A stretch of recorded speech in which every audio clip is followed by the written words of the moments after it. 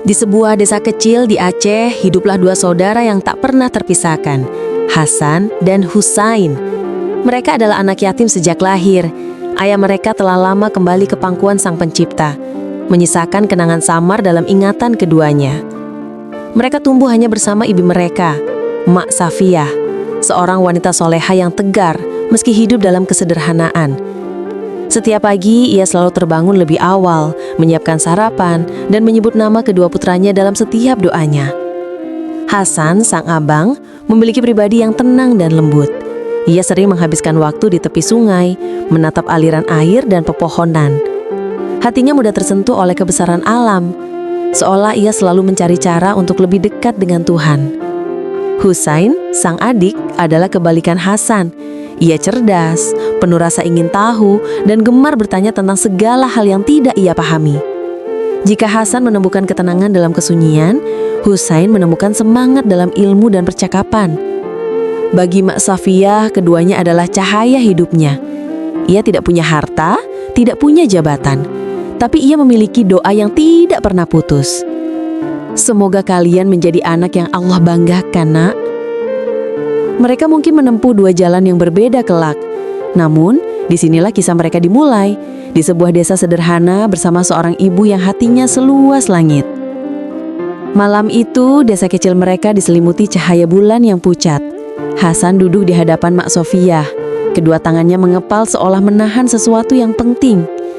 Dengan suara hati-hati ia berkata, "Mak, izinkan Hasan pergi merantau. Hasan ingin tinggal di gunung, di tempat yang sunyi, memperbanyak ibadah, mendekatkan diri kepada Allah." Mak Safiyah terkejut. Ia tahu anak sulungnya itu sangat rajin ibadah, tapi tak pernah disangka keinginan ini akan muncul secepat itu. "Hasan, ibadah itu memang tinggi nilainya, tapi ibadah tanpa ilmu tidak ada nilainya, nak." Hasan menjawab dengan yakin. "Abang kan sering ikut pengajian Ustadz tiap malam minggu, jadi abang rasa cukuplah sebagai bekal ibadah nanti." Mak Safiyah menatapnya lama. Ada bangga tapi juga cemas yang besar dalam dada seorang ibu. Sebelum sempat menjawab, Husain pun ikut bersuara. "Mak, kalau abang pergi ke gunung untuk ibadah, maka Husain juga ingin merantau. Husain ingin menuntut ilmu di Dayah Madinatu Dia Aswal Hidayatus Salam, di kampung Pasi Jambu, Aceh Barat." Kini Mak Safiyah terdiam di antara dua pilihan berat. "Jadi, kalian berdua ingin meninggalkan Mak?" Hasan memegang tangan ibunya. "Kami pergi bukan untuk menjauh, Mak, tapi untuk mencari jalan yang Allah ridhoi." Mak Safiyah menghela nafas dalam. Air matanya jatuh, bukan karena kecewa, tapi karena doa-doanya mulai terkabul. Anak-anaknya ingin berjuang di jalan Allah.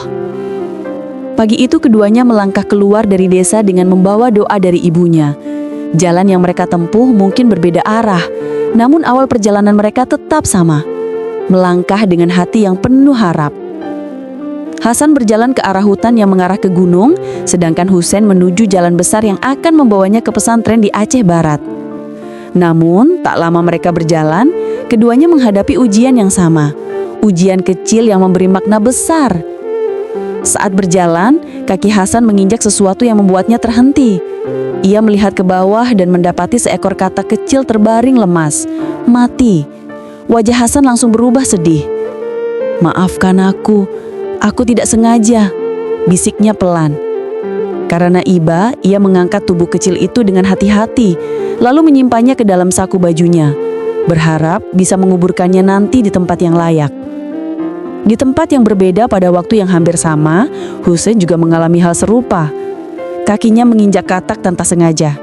Ketika ia sadar, ia tertegun dan wajahnya langsung muram. "Astagfirullah, kasihan sekali kamu," ucapnya lirih. Husain pun mengambil katak itu dan memasukkannya ke dalam sakunya. Ia merasa bertanggung jawab untuk tak meninggalkannya begitu saja di lengah jalan.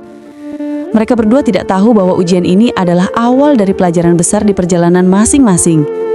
Rasa belas kasih dan tanggung jawab terhadap makhluk Allah sekecil apapun. Setelah beberapa jam berjalan, Hasan tiba di sebuah pemukiman kecil di kaki gunung. Ia melihat beberapa penduduk sedang duduk di warung kopi sederhana.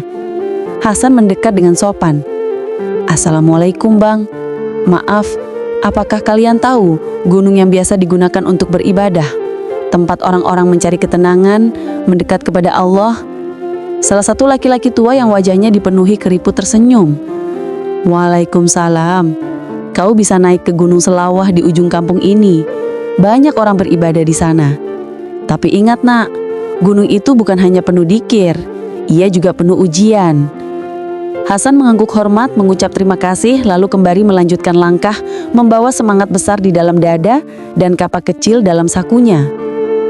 Husain akhirnya tiba di Daya Madinatu Dia Aswal Hidayatus Salam, sebuah pesantren sederhana yang dipenuhi suara santri mengaji. Dari hari pertama ia mencurahkan seluruh semangatnya untuk menuntut ilmu agama, belajar Al-Quran, hadis, fikih, tauhid, dan akhlak. Namun di tengah pelajaran fikih, ada yang membuatnya terkejut. Ustadznya berkata, "Ingat murid-murid, bangkai binatang yang mati tanpa disembelih adalah najis. Jika menempel pada pakaian, ia harus dibersihkan sebelum beribadah." Husain sontak terdiam. Tangannya perlahan menyentuh saku bajunya. Ia teringat katak mati yang ia simpan sejak perjalanan tadi. Wajahnya memucat, rasa sedih bercampur salah.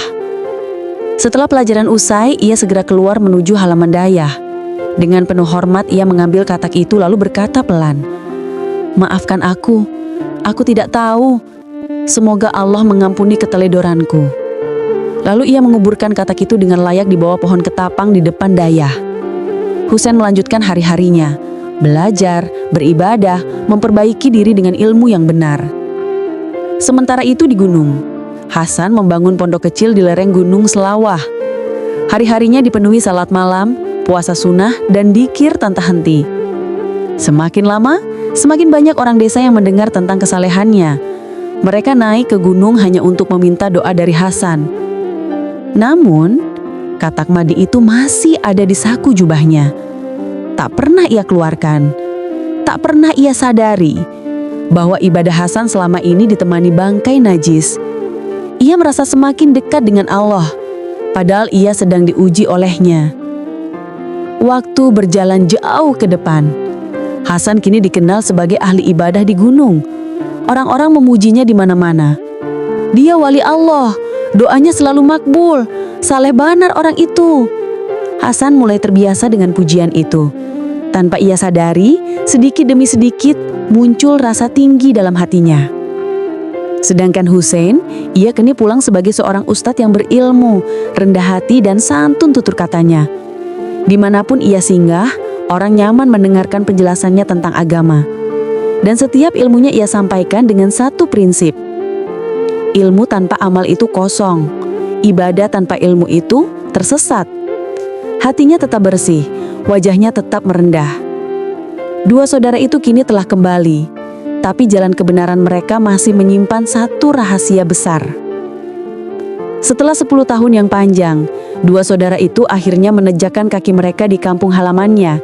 Meski tubuh dan wajah mereka telah banyak berubah, hati mereka berdebar dengan rasa rindu yang sama. Di depan rumah, seorang wanita tua dengan tongkat kayu menggigil menahan haru. Rambutnya sudah memutih, keriput menghiasi wajah yang dulu begitu segar. Mak Sofia. Saat melihat kedua putranya berjalan mendekat, air matanya langsung jatuh. "Hasan, Husain, anakku pulang." 3 jiwa yang dulu berpisah kini dipertemukan lagi. Pelukan hangat menghapus rindu yang bertahun-tahun disimpan tanpa suara. Namun Mak Sofia juga dapat melihat Hasan dengan jubah lusuhnya tampak seperti ahli ibadah yang dihormati. Husain dengan pakaian rapi dan kitab di tangan tampak seperti seorang ustadz terpelajar. Mereka sudah berubah, bukan lagi dua anak kecil yang ia tinggalkan dulu. Malam itu, setelah sholat maghrib berjamaah, mereka duduk di serambi ditemani sinar lampu minyak yang temaram. Angin malam membawa percakapan mereka membuka perjalanan panjang masing-masing. Hasan bercerita dengan bangga tentang ibadahnya di gunung. Bagaimana orang-orang datang meminta doa kepadanya. Bagaimana ia merasa begitu dekat dengan Allah. Husain tersenyum mendengar. Namun saat Husain menceritakan kisahnya tentang hukum bangkai dan bagaimana ia menguburkan katak dulu, Hasan terkejut. Ia mengerutkan dahi. "Tunggu, bangkai? Kenapa harus dibuang? Katak yang kubawa dari perjalanan dulu sampai sekarang masih ada di saku Hasan. Husain langsung terbangun kaget.